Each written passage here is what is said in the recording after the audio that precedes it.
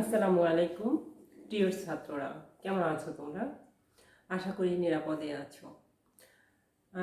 আমি honours fourth ইয়ারের international economics নিয়ে তোমাদের সাথে হাজির হয়েছি। আজকে আমি পড়াবো উরুগুয়ে রাউন্ড। হ্যাঁ, উরুগুয়ে রাউন্ড হচ্ছে এর নীতিমালা, গৃহীত নীতিমালা সমূহ নিয়ে আলোচনা করব। তাহলে চলো শুরু করি আমাদের আজকের ক্লাস।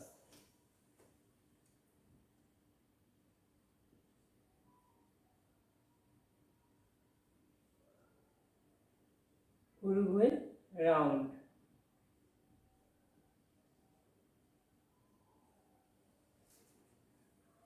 এবং পড়াবো হচ্ছে উরুগুয়ে রাউন্ডের গৃহীত নীতিমালা সমূহ।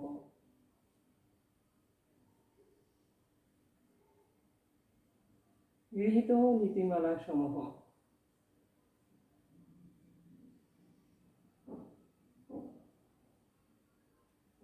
accepted agreement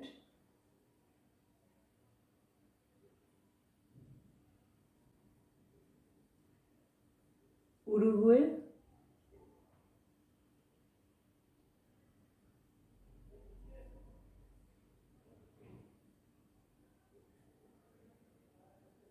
Uruguay round. তো আজকে যে বিষয়টি আমি আলোচনা করবো সেটি হচ্ছে উরুগুয়ে রাউন্ড কি। উরুগুয়ে রাউন্ড হলো আন্তর্জাতিক বাণিজ্যকে আরও বেশি সম্প্রসারণ, দ্বিতীয় বিশ্বযুদ্ধের পরে আন্তর্জাতিক বাণিজ্যকে আরও বেশি সম্প্রসারণ ও তত্ত্বাবধানের জন্য মার্কিন যুক্তরাষ্ট্র এবং ইংল্যান্ড কি করলো, একটা সম্মেলন, একটা প্রস্তাব করলো যে বাণিজ্য একটা সংস্থা কিভাবে গড়ে তোলা যায়।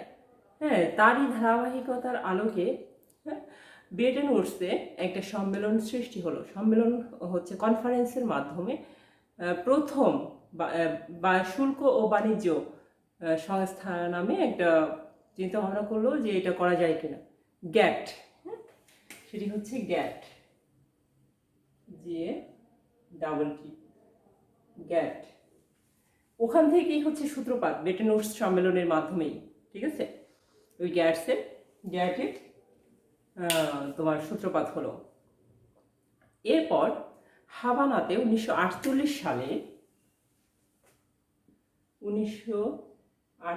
সালে হলো তোমার হাভানাতে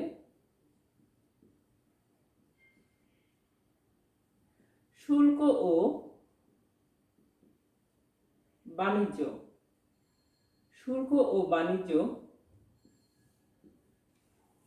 বাণিজ্য সংস্থা নামে একটা প্রস্তাব করা হলো। সেটি পরবর্তীতে হচ্ছে গ্যাট নামে আত্মপ্রকাশ করলো। ঠিক আছে, এই গ্যাটের ইলাবোরেশন ফর্মটা হচ্ছে general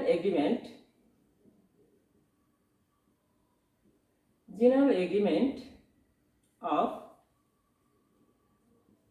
on general agreement on tariff and trade। ঠিক আছে, এই গ্যাটের ইলাবোরেশন ফর্মটা হচ্ছে general agreement on tariffs and trade, অর্থাৎ শুল্ক ও বাণিজ্য নীতি। ঠিক আছে, সাধারণ শুল্ক ও বাণিজ্য নীতি। এরপর এই গ্যাট এর সম্মেলনটিকে বা আলোচনাটাকে বলা হয় রাউন্ড। অর্থাৎ যে দেশে যে সম্মেলনটি হলো সেটাকে হচ্ছে বলা হচ্ছিল, সেই দেশের নাম অনুসারে রাউন্ড যোগ করা হলো। যেমন তোমার টোকিও রাউন্ড,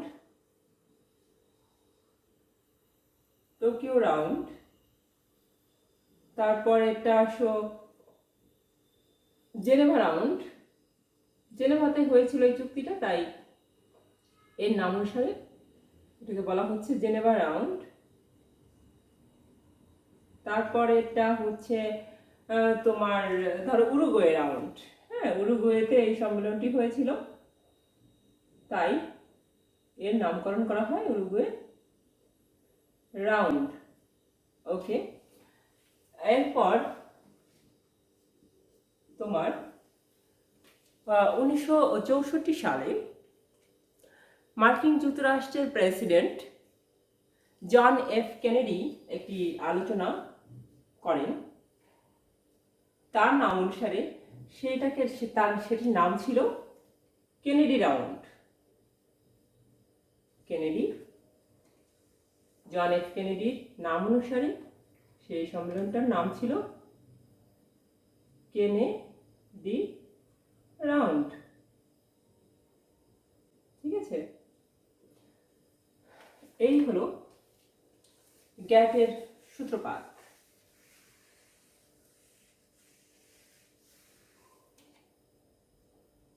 উনিশশো 86 সালে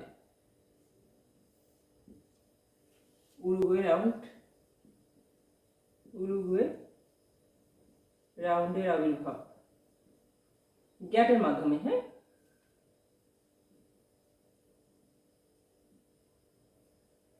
আচ্ছা, এখন আসো গৃহীত নীতিমালা সমূহ। এখন আমি আলোচনা করব গৃহীত নীতিমালা সমূহ নিয়ে। অ্যাকসেপ্টেড এগ্রিমেন্ট অফ উরুগুয়ে রাউন্ডের গৃহীত নীতিমালা সমূহ। গৃহীত নীতিমালা সমূহের মধ্যে প্রথমে 1 নম্বরে যেটি আসে সেটি হচ্ছে গ্যাটের উরুগুয়ে রাউন্ডের নীতিমালার মধ্যে প্রথম নীতিমালাটি হলো, এখানে কি বলা হচ্ছে যে ওয়ার্ল্ড ট্রেড অর্গানাইজেশন বা আন্তর্জাতিক বাণিজ্য সংগঠন, ওয়ার্ল্ড ট্রেড অর্গানাইজেশন, এটি হচ্ছে উরুগুয়ে রাউন্ডের মাধ্যমে সৃষ্টি হবে। ঠিক আছে, এখানে গ্যাট কি হবে? বিলুপ্ত হবে। কোনটি বিলুপ্ত হবে? হচ্ছে গ্যাট বিলুপ্ত হবে এটি একটা মানে এর হচ্ছে সম্প্রসারণ ঘটবে। সম্প্রসারণ ঘটে তোমার এটি হবে একটি আন্তর্জাতিক সংস্থা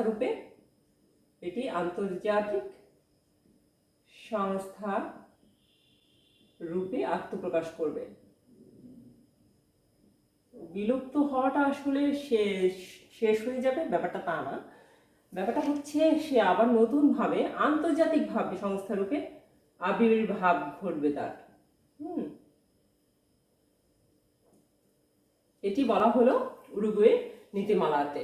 গৃহীত যে নীতিমালা নেওয়া হলো তার প্রথম নীতিমালাটি হচ্ছে এখানে ওয়ার্ল্ড ট্রেড অর্গানাইজেশন বা আন্তর্জাতিক বাণিজ্য সংস্থার সৃষ্টি হবে। গ্যাট বিলুপ্ত হয়ে এটি একটা বড় পরিসরে আত্মপ্রকাশ করবে, সেটি হচ্ছে আন্তর্জাতিক সংস্থা রূপে সে আবির্ভাব ঘটবে। 2 নম্বর নীতিমালা হচ্ছে কি করবে? তার বুদ্ধিবৃত্তির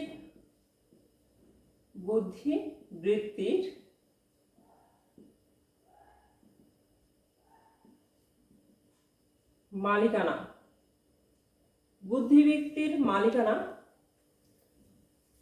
থাকবে। অর্থাৎ যদি তার বুদ্ধিবৃত্তির অধিকার না থাকে, তার চিন্তার অধিকার না থাকে, তার মননের অধিকার না থাকে, তার বিকাশের, তখন তার বিকাশটা কিন্তু ঘটবে না। যখন তার এই হচ্ছে বুদ্ধিবৃত্তির উপর তার অধিকার থাকবে, হ্যাঁ, তখন কি হবে? সে উৎপাদন ক্ষেত্রে সুচিন্তিত মতামত দিতে পারবে। সে কি করতে পারবে? সুচিন্তিত মতামত দিতে পারবে। অর্থাৎ উৎপাদন কেমন হচ্ছে, গুণগত মানটা কি কেমন, বা পরিমাণগত ধারণাটা কতটুকু পরিমাণ উৎপাদন হচ্ছে, বা উৎপাদন ক্ষেত্রে যে হচ্ছে তোমার ডাইভার্সিফিকেশন আছে না, তোমার এইটার কি হচ্ছে উৎপাদন ক্ষেত্রে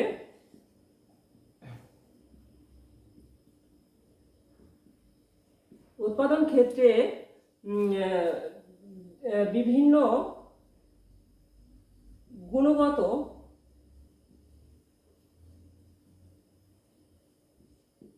গুণগত পরিবর্তন হচ্ছে কিনা, হ্যাঁ, এটি তখন দেখা যাবে যদি বুদ্ধিবৃত্তির মালিকানা থাকে, বুদ্ধিবৃত্তির যদি অধিকার থাকে, তাই না? যদি এটা না থাকে তখন কিন্তু এগুলো খেয়াল করা সম্ভব হবে না। এইটা যখন থাকবে তখন হচ্ছে আন্তর্জাতিক বাণিজ্যের প্রসার ঘটবে, আন্তর্জাতিক বাণিজ্যের উপর তার অধিকার নিয়ন্ত্রণ প্রতিষ্ঠা থাকবে, আন্তর্জাতিক বাণিজ্য সম্প্রসারণ ঘটবে। ঠিক আছে?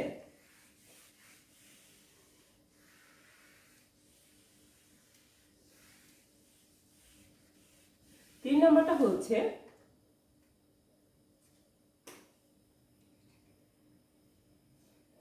হলো তোমার উন্নয়নশীল দেশসমূহের উন্নয়নশীল দেশসমূহ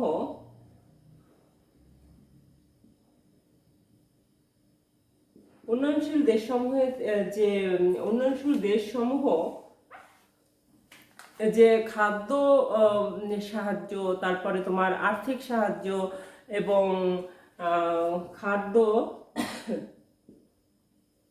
আর্থিক সাহায্য, খাদ্য ও আর্থিক সাহায্য, তারপরে তোমার হচ্ছে এগুলো কি থাকবে, এবং অন্যান্য যে সাহায্যগুলো রয়েছে, অন্যান্য সাহায্যগুলো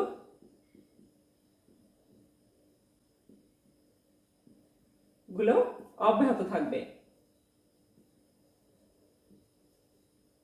অর্থাৎ উরুগুয়ে রাউন্ডের যে গৃহীত নীতিমালা রয়েছে, এই নীতিমালার 3 নম্বর যে নীতিমালাটা, সেটি হচ্ছে যে তোমার কি করবে, উন্নয়নশীল দেশসমূহ যেসব সেবা বা তোমার সাহায্য সহযোগিতাগুলো পাচ্ছে সেইগুলো হচ্ছে অব্যাহত রাখবে, হ্যাঁ, এবং তারা এই সাহায্যগুলো পাবে। ঠিক আছে? 4 নম্বরটা হলো উন্নয়নশীল দেশসমূহ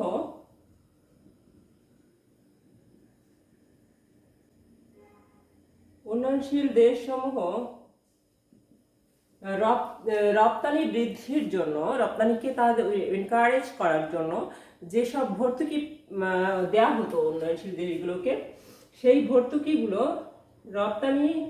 রপ্তানিকে উৎসাহিত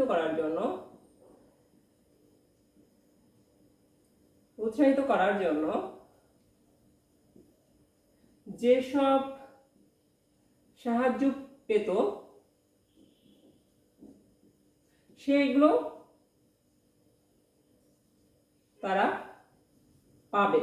হ্যাঁ, এই নীতিমালাতে বলা হলো যে এই সাহায্য, এই যে ভর্তুকিগুলো যা পেত সেগুলো তারা পাবে। সাহায্য না, সরি, ভর্তুকি, যে ভর্তুকি তারা পেত সেটি অব্যাহত থাকবে, তাদেরকে দেওয়া হবে। 5 নম্বরটা হচ্ছে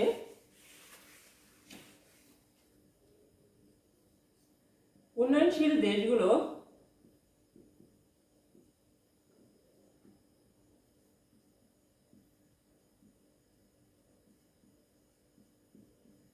উন্নয়নশীল দেশসমূহতে আমদানি বিকল্পায়ন শিল্প,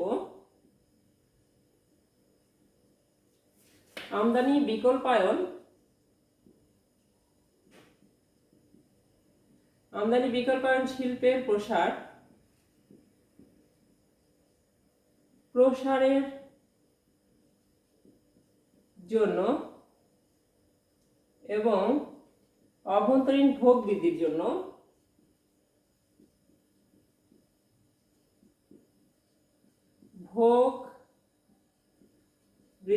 জন্য তারা যে ভর্তুকি পেত,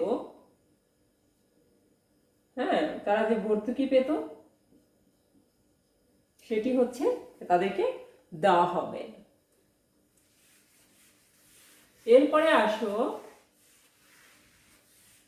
6 নম্বরটা। 6 নম্বরে বলা হলো যে বস্ত্র ও পোশাক শিল্পে পোশাক শিল্পের ক্ষেত্রে আমদানি যে ক্ষেত্রে যে কোটা আছে সেটি তুলে দেওয়া হবে। বস্ত্র ও পোশাক খাতের আমদানি কোটা তুলে দেওয়া হবে।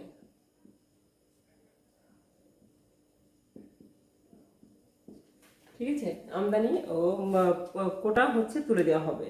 ঠিক আছে, এই ছিল হচ্ছে তোমার উরুগুয়ে রাউন্ডে গৃহীত নীতিমালা সমূহ। তো আজকের ক্লাস আমার এই পর্যন্তই। তোমরা ভালো থেকো সবাই। ধন্যবাদ তোমাদের সবাইকে। আল্লাহ হাফিজ।